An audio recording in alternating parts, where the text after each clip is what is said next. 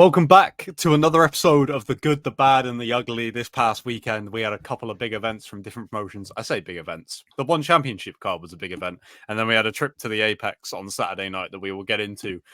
Because whilst, we tend to save these for the big UFC pay-per-views, or we did it for PFL and Bellator, I feel like there was more like controversial talking points from this weekend than any of the other ones we've actually done these for. So it felt right to do. Again, kind of what we did last time. I suppose we'll start with the One Championship card because it happened on the Friday, and then we'll get to some other stuff that happened this past weekend as well. And I think this card was pretty good on paper, but in terms of cards that look good on paper but don't play out particularly well, there is a lot to get into from this card that maybe doesn't fall in the good category. I don't know where you guys want to start. I will leave that up to you. Corley, what do you want to get to first? I'm struggling to think of a positive without being bad, but I will start with a positive. I'm going to start with a good for 166, sorry, as I should say, and that is that I'm quite usually wrong. A lot of the time I'm wrong, and I'm happy to say that. And I was also happy that my worries about Malakin were completely not needed because he looked amazing, as he does in heavyweight, as he does at light heavyweight. Smash, smash, smash. Real big standout performance there, because I actually have high ratings for RDR, Rainier Derrida, if no one is familiar. But I actually rate him really highly. And the last time they fought, fair enough, that stuff happens. And then, but going back into it, Malakin absolutely minced him. Like, I don't want to say he didn't deserve to be in there, but it looked like a mismatch when it's not a mismatch, if you know what I mean, from the actual performance of it. So, yeah, one as a star in Malakin, and I think a much needed one as well. Yeah. Not that I think you can put it into ugly, because I wouldn't go that far, but his like whole post-fight interview, finally, right, the event was chaotic, and then you get that main event and you go, all right, cool, at least we have that to hang our heads on. Like, Anatoly Malakin is a freak of an athlete, like to compete. He, like, apart from maybe didn't have the same one punch power you would expect from him, he looked pretty much the same at middleweight as he does at heavyweight. It was outrageous. And then his post-fight interview was just hilarious. Like, there's so many moments that I'm gonna remember that was phenomenal. And I feel like it ended this event on the same tone that had been the case throughout the majority of the event, which was just chaos happening everywhere. It was a lot of fun. I don't want to play devil's advocate here, but I think it is worth mentioning that middleweight at 1 is 205. Yeah, it's not like he's gone down to 185. True. No, so, true. I mean, they've got the 225 light heavyweight division. So, I mean, when you say he looked the same at middleweight, it's not as catastrophic of a difference as that sounds. I think that is just something that is worth mentioning. But I mean, he looked great. Like Gorley, I also rate Rainier Derrida very highly, and he's just had really no answer for Malakin through these two fights. Yeah, I like as much as the 3-weight world champion thing is a little bit, most promotions don't have like cruiserweight, so I get it. But then also, the hydration testing to make middleweight without like cutting tons of water, like I didn't really notice it in the lead up to the fight, but when him and RDR got in the cage together, I was like, Jesus Christ, it's so weird to see him like look like that. And he looked like he could have competed at middleweight for like his whole career and still been, obviously incredibly successful. Yeah, that was definitely the highlight of the card, I think, just Anatoly Malakin being an absolute beast. The beast. The beast. I don't want pardon me, sorry guys. I don't get everyone calling out for the Ngannou fight though. I think that's a bit premature now. Come on, like, stylistically, yeah, I can see why people want it, but like, it's just so an unrealistic thing at the moment. Do you know what I mean? I mean, it's unrealistic, but so are all of the fights that Ngannou is being talked about. I was Tyson saying that Fury was unrealistic at one point. It was. I know we're not talking about the same ballpark here, but like, I think it is still. I know Renan Ferreira did what he did against Ryan Bader, and that's the fight that if if Francis comes back, that's the fight that's going to happen. Mm. But I still do think, obviously, speaking of available options, basically anything outside the UFC, given that PFL, as we know, will co-promote. I don't think Chatri will, but PFL will co-promote. I think Malakin is the most attractive option that is somewhat possible in MMA for Francis, which is why it's getting brought up. I don't like Corley. I'm not gonna be like, oh wow, it's Francis versus Malakin, but I think that is the best option, which is why it's kind of getting brought up. Yeah, I see the points of it. I just think Ngannou's and Chatri young. Gonna do it anyway. There's no chance. Yeah. To be fair, the one does get 8 billion viewers a week, so yeah. Outside anyone, sorry, the awkward silence there. No. I don't know. Like this is one of I'm gonna go to the next fight down on the card here, and this is a circumstance where I think that we could maybe put it into all three categories almost for different parts of this fight, because the finish by Tang Kai to stop Tan Lee was beautiful, and to completely like change up the way he won this fight compared to the first one with Tan Lee, I thought was so impressive. But also both of them getting yellow cards in like the first round was like, I was just, after some of the chaos we had leading up to that fight, I was like, there's no way that this fight is going to be like, if it is chaotic, it's going to be because these guys are going to put on a banger. And then those yellow cards come out, and I was like, oh no, what are we doing here? We're not going to disqualify Tang Kai and Tan Lee for fighting a little bit. Like, I think that personally, the one rules are pretty clear. So like, if you will get to people being yellow carded and red carded and stuff, it's kind of on you, you know. They're pretty clear with what they want and what they don't want. But with Tang Kai and Tan Lee, it was like, these guys can both finish each other with one punch. Like, you got to give them some time, like, especially when it's a rematch, they know each other well. Like, you got to give them a little bit of time, I think, there. But the finish itself is deserving of going in the good category, because I think Tang Kai is fantastic. Yeah, Fantastic. The yellow cards were a bit excessive to me. I think the yellow cards, we saw a lot of yellow cards on this show, and for being a big show, for one that was available like on Amazon Prime, on YouTube, it was something which I saw on social media catch a lot of like the non-regular one viewers out. They were it was kind of a laughing thing for them at that point. People were making fun of the yellow cards, but that's how one does it. That's how Pride used to do it. So but like, yeah, in terms of the yellow cards, a bit excessive in this one. We're going to come to yellow cards in a minute again, I'm sure. But we're going to come to red cards in a minute if I know where we're going with this. But no, I actually like the card system in one. Like you said, Kyle, like they're quite clear that you know what you've got to do.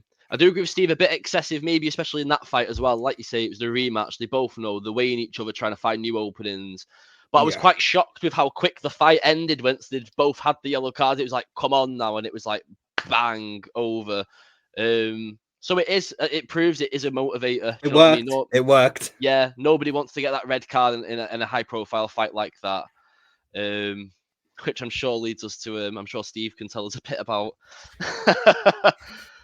The fight of the year, fight of the decade, perhaps. If you want to go in order, there's one fight before that, and I want to talk about that fight as well. But we'll go for the ugly category for this one, I think. Arjan Buller, come on. What are we doing? What are we doing here? I mean, if anyone's gonna get a red card for timidity, it's gonna be him. I'm surprised he didn't get one in the fight against Malakin, to be honest. Like, it was like, I was surprised to see that there was like, this was kind of like a talking point during the card, like you said, Steve, like people reacting to the card system and stuff. I saw it on Sport Bible. MMA fighter gets red card. That's good, that though. That's brilliant. Love that. I love that for him. Mint. Good for one. Not good for Aryan though, man. Oh no, I cringed so bad watching that fight. Like, and that I mean, I said this in the chat, but the Chatri quote in the press conference, that's wild. Oh no, I didn't see that. What did he say? I didn't see that. That he disappointed all of India and that they will And never see him as a hero. Yeah. Oh, Something like that. God. Which, considering, I think he signed a new deal not that long ago, so that's troubling. That is. Yeah. Oh my God. That is some Do heavy. you remember when he was man. trying to get into AEW? Was he? Like a couple years ago, like when he was champion. Yeah. Yeah, he tried Oh. When he was WWE when he was first. champion and not fighting. Yeah. Yeah, he was. Yeah, I mean, fair play to the guy for trying to do something, but I mean, Yeah. if you fight like that, then I was quite hot on Ryan Buller though, to be fair, especially in UFC and just before that. I thought he was quite a good talent coming up, and I Yeah, thought let him carry on going how he is, and he'll be a star. Maybe not a star I like was that, but I was excited when he came to one. Yeah, same. And then Yeah. we've just been. I hate to say it, we've been let down, Mr. Buller, and we don't have to pay any money anyway, so I don't want any money back. But I just want you to sort it out, mate. I want you to get a win. I want you to look cool, dude. Don't get another red card. Terrible.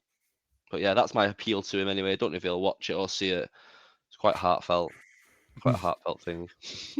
I mean, I guess the goal with signing him was trying to break into India, right? Then obviously the pandemic happened. Then he was just pretty inactive, so that never happened. I guess that would have been the goal. And given what Chatri said, I don't think it's going to happen now. But yeah, No.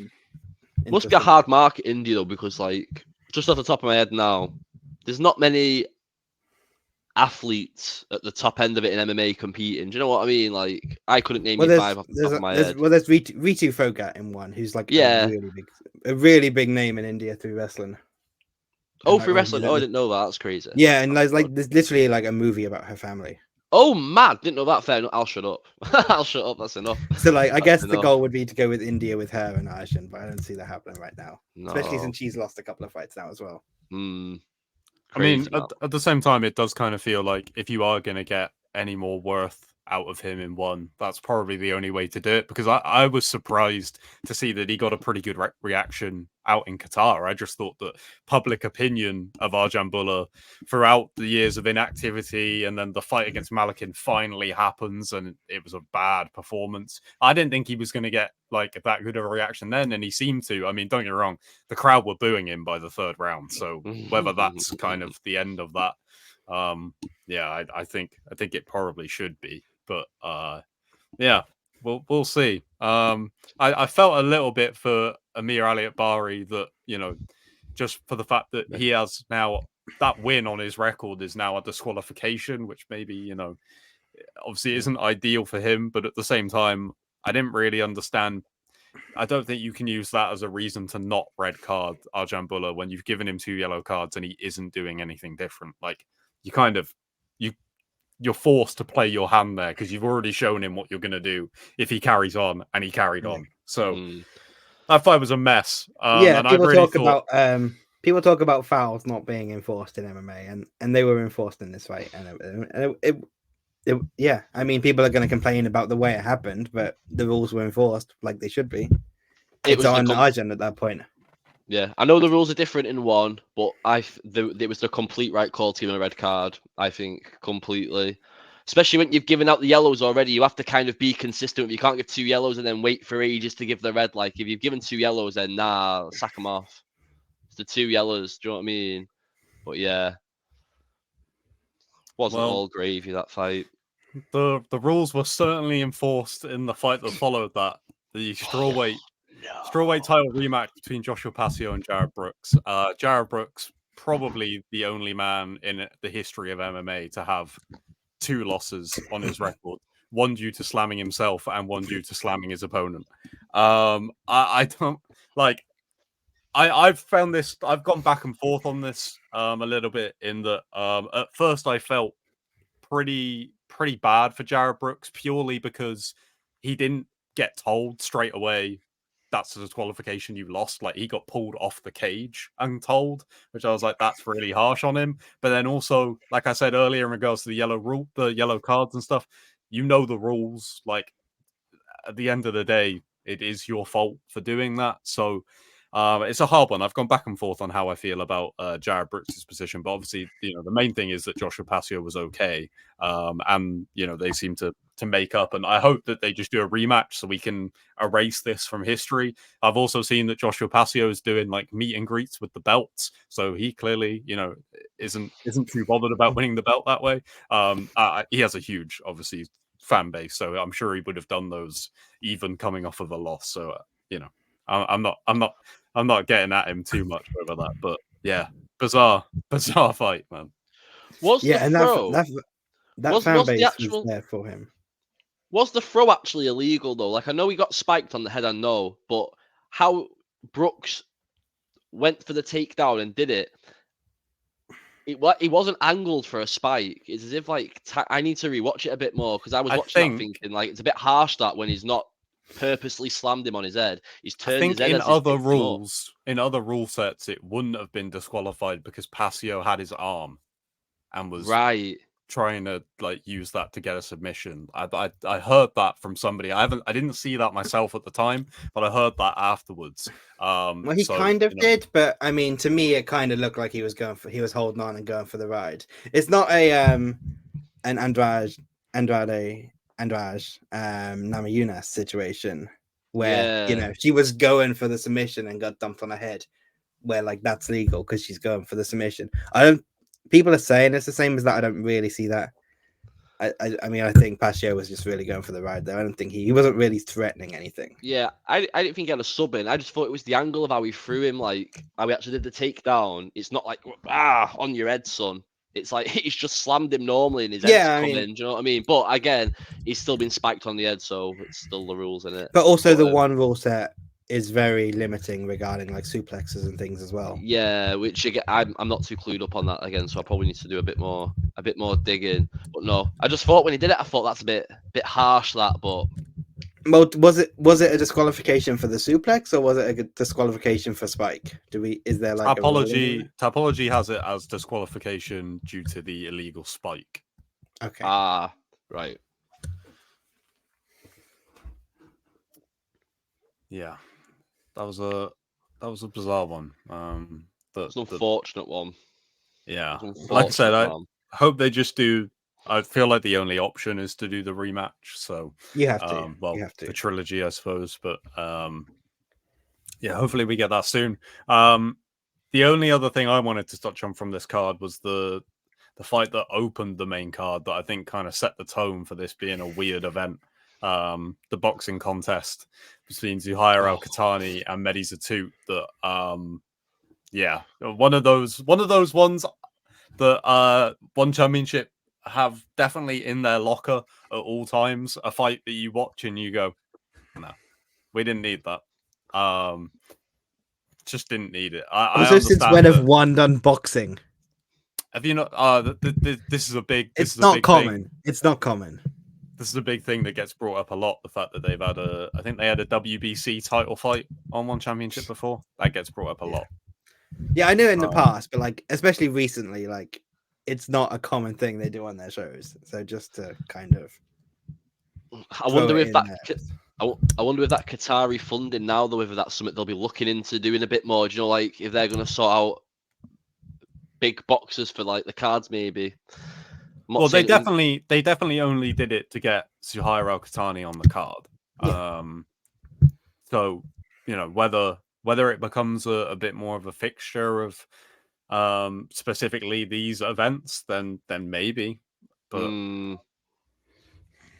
it's a peculiar one. It's a peculiar one, but it was awful.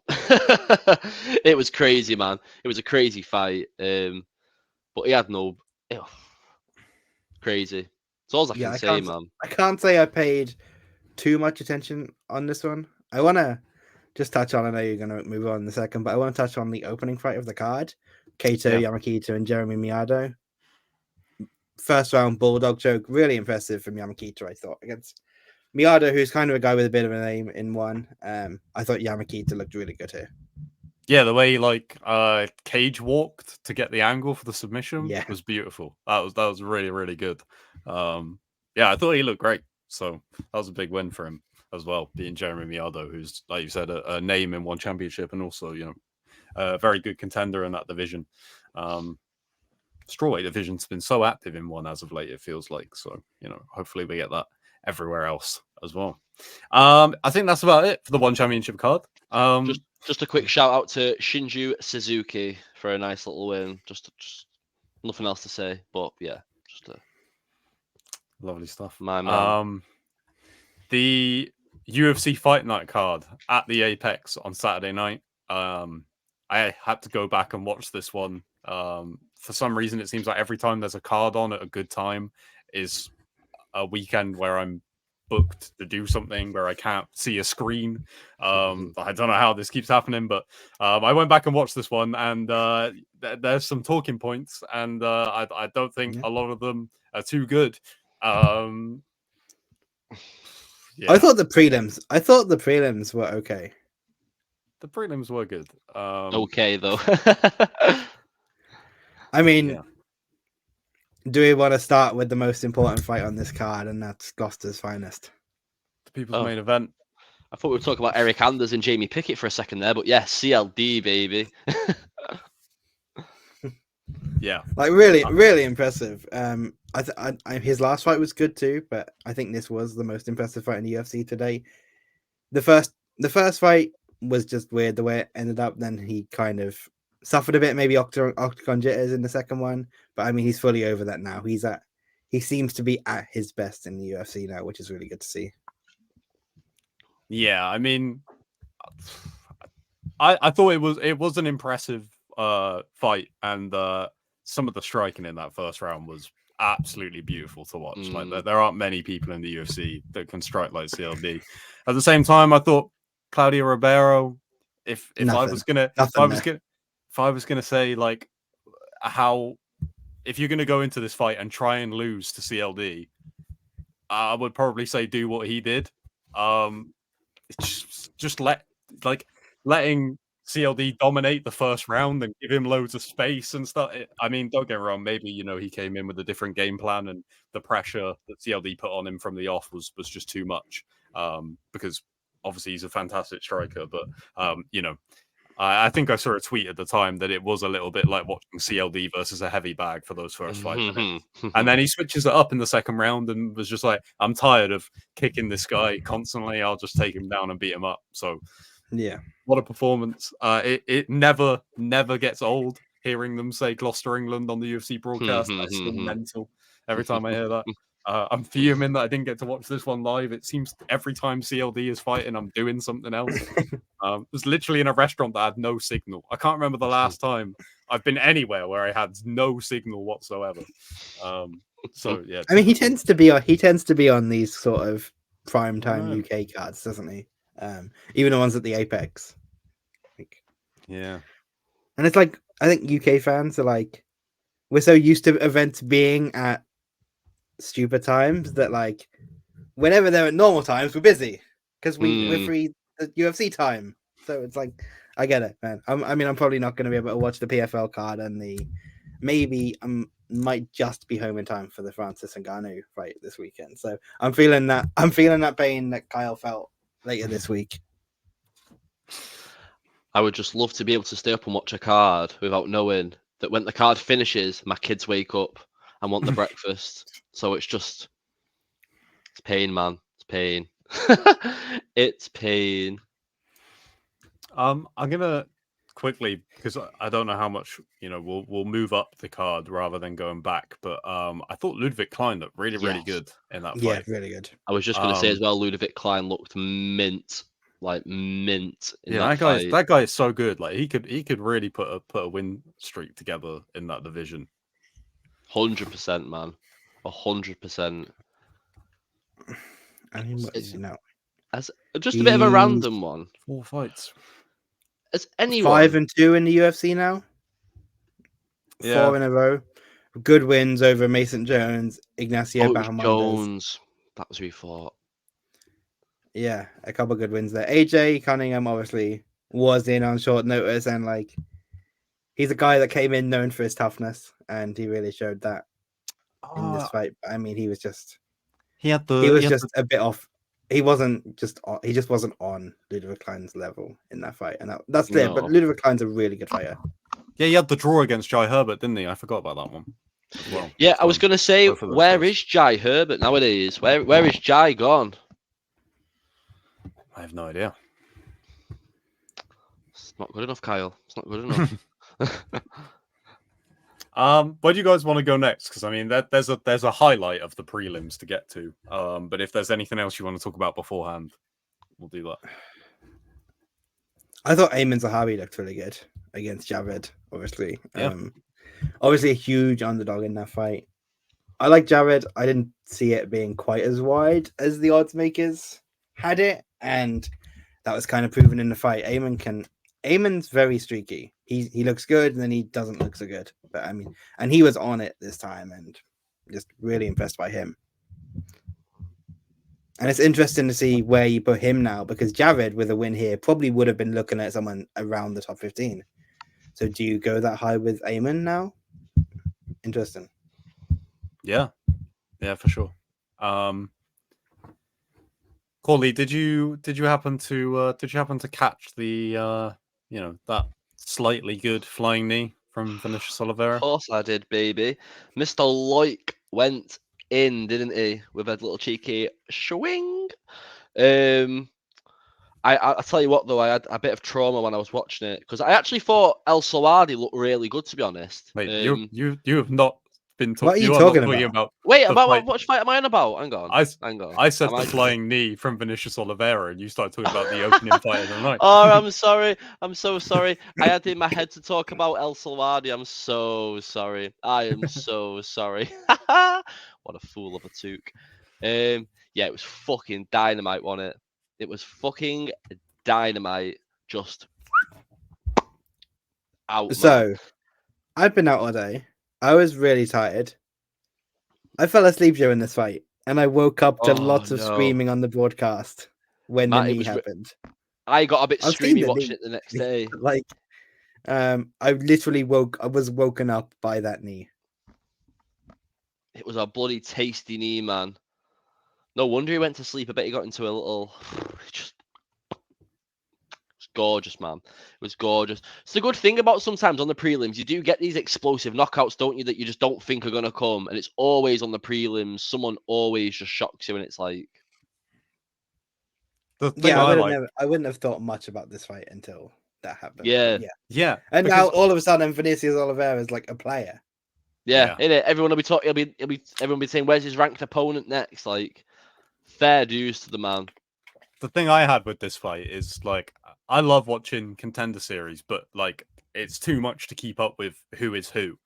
So I saw that. I saw, like, obviously went on social media as soon as I could and looked at the UFC results and saw that flying knee immediately. And then when I went back to watch the whole fight, I was like, I remember this guy from the contender series. He was one of the guys I was like, I got to keep an eye out for that guy. He's really good. So that's one of the things I love about some of these Apex prelim cards, is you go, oh yeah, that guy. You know, it's like seeing an old friend. I mean, I wish I could feel like that, but genuinely, other than like fighters I know of before the contender series, all the contender series guys just blend into one. Yeah, it's difficult. It's hard. I couldn't tell you. I couldn't tell you what Oliveira did on the contender series. The turnover rate of contender series guys at the moment, it's hard to like keep up with who's got a contract and stuff now. Especially on these Apex cards, it's like half the card. Yeah, it's manic. It's manic. You get a few here and there that don't seem to be on the Apex, but majority of them, man, it's heavy solid. I'd hate to be fighting not in front of a crowd. Well, I'd love to be able to fight first and foremost. But yeah, man, nah. I don't like these Apex cards. I think, flutter them about here and there. I get you've got to do them. You've got that facility. You need to save your money, make your money, whatever. But please, for the love of God, I don't need as many as we get. Don't need them. Give me UFC Apex cards with like 5 fights on each card, like a contender series. It's all I need. They are boring as shit. Which I'm sure the main event spoke for itself for the whole card. Yeah, I just checked, Corley. You'll be happy to know that after the pay-per-view this weekend, we have 2 Apex cards in a row. Well, which is less common now. But I mean, that's brutal. Well, The main events are one of them's good. I'm just gonna go back to what I did last year and not watch. I'll just watch other events. I honestly hate Apex cards. They suck the life out of me. Like, you go from UFC Mexico having that wild environment, just craziness, fights in the crowd, not fights in the crowd, but you know what I mean. It's carnage. It's I mean, there chaos. was a fight at the crowd. Yeah, but everyone's loving it. Everyone's loving it, and then boom, you have an Apex next week. Like, it just sucks the life out of you, man. Like, he'll do the Sphere in Vegas, and we'll have 10 Apex cards to say, well, you had the Sphere, now you're having this. And it's like, no, man, don't want this. Don't want Apex cards anymore. Do we want to do a prediction for how much the tickets are going to cost for the Sphere? $5K for a rafter. Because if they're any cheaper, I'd be very shocked and probably might have to have an endeavor. But no, man. I'm just not happy with Apex cards. I absolutely hate them. I wish Jake was here. Jake would articulate it a bit more eloquently and violently than I can. But just not happy with them.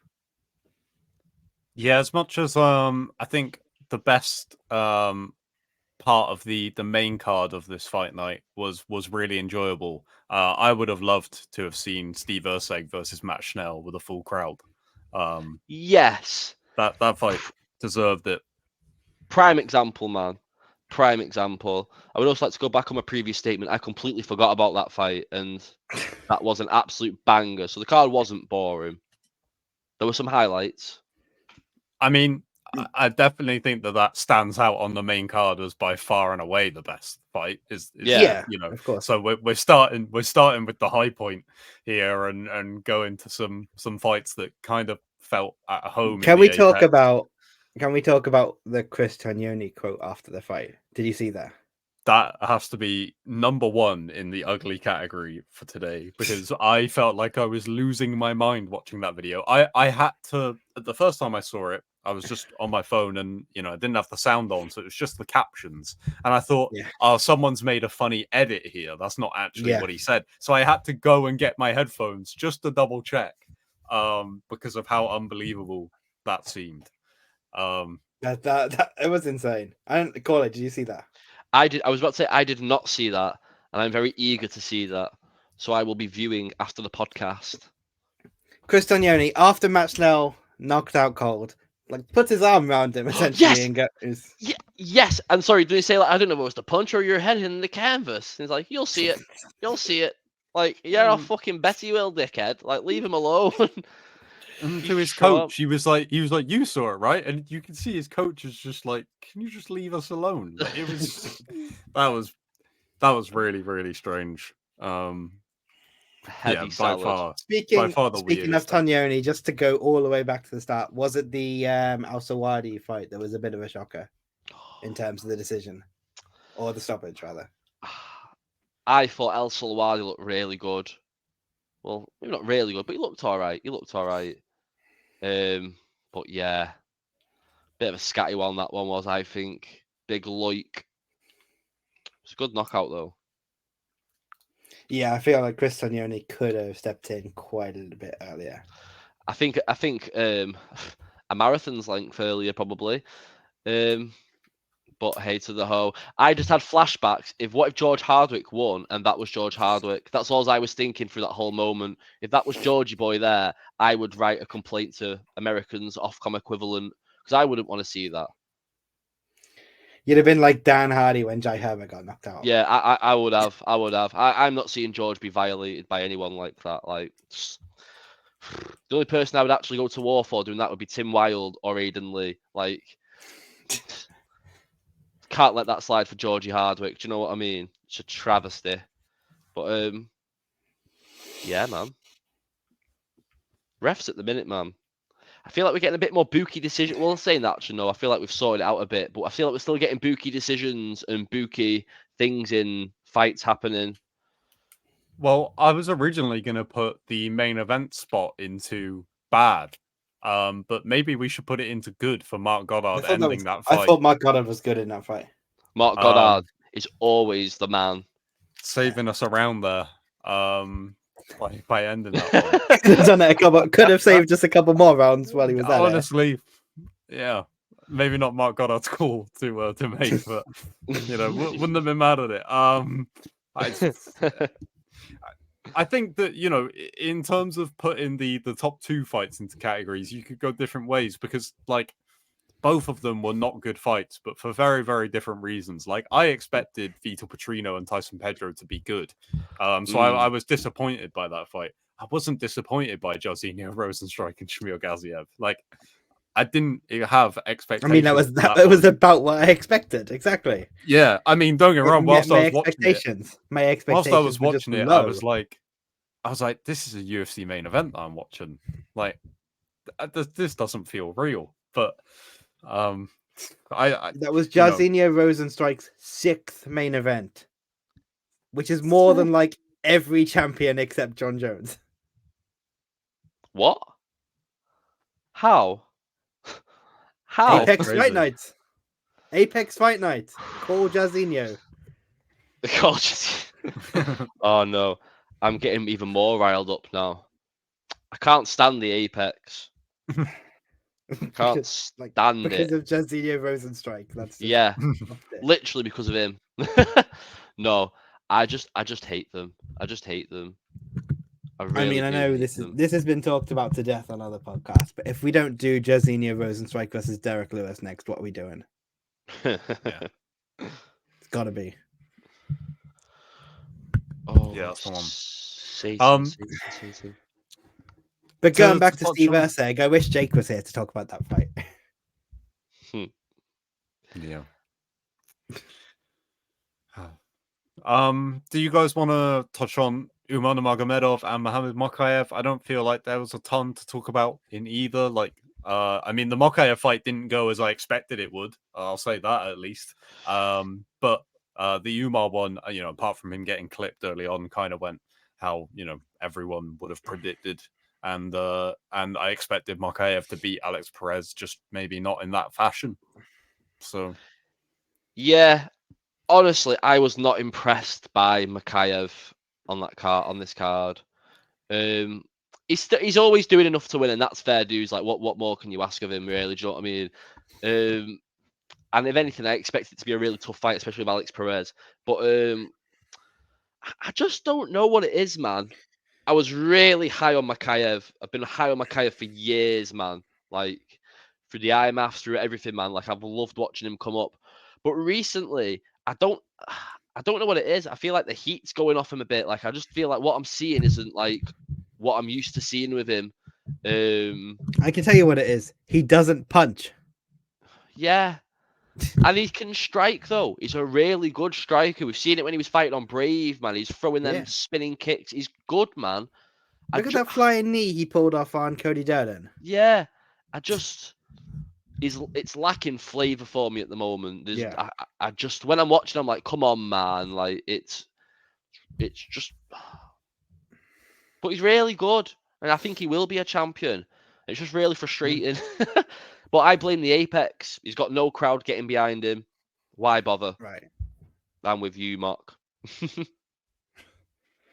I mean, it's interesting at the top of that flyweight division now as well. Obviously, Royval is probably the favorite, but I don't need to see that fight. He's already lost twice to the champ. One of them was like 3 months ago. He got kind of destroyed. It wasn't close. I don't need to see Royval in there again. And it was Mokaev's chance, but I don't really think he got the most out of that. So it's interesting to see what they do. But where do you go with Mokaev next, assuming it's not the belt? Because there's one name in my mind, which is just so obvious to me. There's a few fights I'd like to see him, to be fair. Cape, Nicolau. There's a few up there I'd want to see him go for. To be fair, I wouldn't mind seeing him go for a few more before a title shot, like another 2 or 3 fights. Yeah, I mean, yeah, of course. The next fight to me, obvious though. Kai Kara France. Yeah. What's he, number 4 or something mad? Something like that. Yeah, yeah. I could get behind that. And he's called for it before, hasn't he, Mokaev? I mean, if we don't end up getting Kai and Cup, that's the one. Yeah, no, I could definitely get behind that. 100%. Yeah. But yeah, like you said, like Cap's an interesting one because he would have been the favorite for the title shot had he not royally fucked up the last weekend or the last fight week. Amen to that, man. Yeah. But yeah, I think any of the people above Makayev would be a good one to see. So which we'll see, but I think even he said like that he doesn't deserve the title shot after that fight. So, well, he wants Royval in Manchester, doesn't he? Yeah, so it'd be really interesting to see. Obviously they moved Alex Pereira from UFC 301 to 300. So now you've got. I know that he wants to fight at both, but just it's quite unrealistic. But maybe he can do it, maybe he can't. But so now you've got Pantoja left on that card as a main event, and you've got no number one contender. And I don't think there's a whole lot of interest in the Royval trilogy. With that last one coming so soon. How viable is Pantoja as a pay-per-view main event anyway? I know it's in Brazil, so we kind of got to leave in it Brazil. I think you might be all right, like especially if there's another big Brazilian name in the co-main event. Maybe like I was gonna say Charles Oliveira, but he's at 300, isn't he? Yeah. See, this is why I was thinking like one of the things I heard people talk about was like if Gelton beats Curtis Blades this weekend, Gelton versus Aspinall in Brazil. Yeah. Which is maybe. It's certainly possible. Yeah. There's a few fights to make, but it's times like these. I think Dana White has shot himself in the foot when he cleared out that division, flyweight division, a long time ago. Like when he got with like Josie Torres and stuff. Even trading DJ, man, like what a bad move that was. Yeah, flyweight's never been the same, has it, since then? I mean, flyweight's a really good division right now, though. I mean, I'd argue flyweight's as good as it's ever been right now. Yeah, me too. I mean, it hasn't fallen into place for them, has it? Like, yeah, there's been just a bit of it's a bit of a mishmash. Yeah, there's no depth as well. More is what I'm saying as well. There's no. It could be stacked now if it didn't have a massive clear out like a. How many? Oh, I'll have a look anyway before I start going on a mad tangent. But yeah, make flyweight great again. I'll never say that again. That made me cringe and sit. I was going to say, it's better than it ever has been. Yeah, I don't know. Give Steve Erceg the title shot for all I care about. Yeah. That would be awesome. I'd be up for that right now. Especially after that performance as well. Yeah, I agree. I don't think there's anything else to get to. Oh, did you want to touch on? I want to touch on Tyson Pedro and Petrino a little bit more. Obviously, we kind of said that should have been a banger, and it just wasn't. But obviously, Tyson Pedro retiring in the Apex, that goes in the bad category for me. Like, I mean, I hadn't even thought of that, but yeah, you're right. He deserves to retire in like a stadium in Australia. Yeah, and like I'm sure he'll be back. He kind of said I'll be back at some point, but I mean, I didn't love seeing him retire in the Apex. I think that's pretty much everything from the card. I hadn't even thought about the Tyson Pedro one, but yeah, that they'll probably go back to Australia this year. Just stick around for one more. But oh well, it is what it is. We're definitely going to be back to do one next week because the card for UFC 299 is absolutely stacked. Plus the fact that we have got Ngannou versus AJ, and also the PFL Europe kicks off this week as well. A mental week for combat sports, and I can't wait for UFC 299 this week. That is going to be an incredible event in Miami. Yeah, anything else to get to, guys, before we close out the episode? Don't forget to brush your teeth before you go to bed, everyone. It's a crucial part of your routine, as it should be anyway. And if it isn't, make sure it is. I was going to say promote the ticket giveaway, but that would also be a very good shout. Yeah, that'd have been a very good shout. But yes, we're also doing a Cage Warriors giveaway for Cage Warriors 167 Unplugged in Manchester, March 15th. Boom! Everybody wants to go, but you can only be invited. And guess what? We have the power to invite you with these 2 pairs of tickets we're getting for 2 lucky winners. So enter now on our Twitter account or x.com, whichever you want to call it, whichever you know it as, however you want to be with it. Enter I think they both really redirect to the same place now anyway. Oh, do they? Yeah. Well, anyway, Yeah, go Twitter whichever will one be you better. want. Enter, and I might pick you. Maybe And Steve also, will pick you. Maybe if you Kyle do will. win tickets to the Unplugged show, buy tickets for the event the next night because they've just added Luke Riley to the card, so you don't want to miss it. I feel like if you're not buying tickets for the next night, you're doing yourself dirty. So please, please, please head over to Twitter, repost, enter. You might win, you might not. Come see, come sa.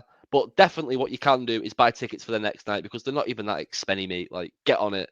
Get on Cage Warriors. I'm not being funny. Cage Warriors is the best show in the UK. Even when the UFC come over, they don't do it like Cage Warriors does it, and that's just fact.